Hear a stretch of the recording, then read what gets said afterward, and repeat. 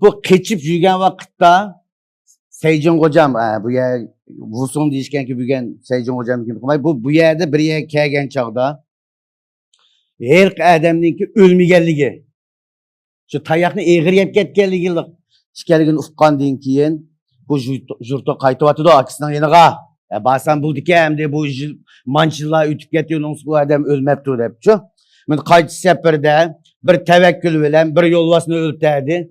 Bu kahraman aylandı. Halklar tahravanda ekirdi, hatta Nain'in ki hakimi Şentreyyela oturgu çıkıp bunu karşı aldı, özünün muşun aydı kap gelişine usulunun 105'i diye emel bilen elinin tiş amallığını saklaşını bundak bir batır jutta 105'i olsa biz emeyle hatırcan bulunmazdı. Yani muşu vakitla bunu usulun bu yerde aksüler uçuruşudu, yengisini görürdü. Vusun'unki uruk tukkan, keyin bu aksının nima uchun Çinxan Ays'ning Yangon Ays ko'chib kelganini keyin qism deyli. Demak bu bir oylik ishlar jam bo'ldi. Xizmat bo'ldi 105 degan endi. Shu zamonga nisbatan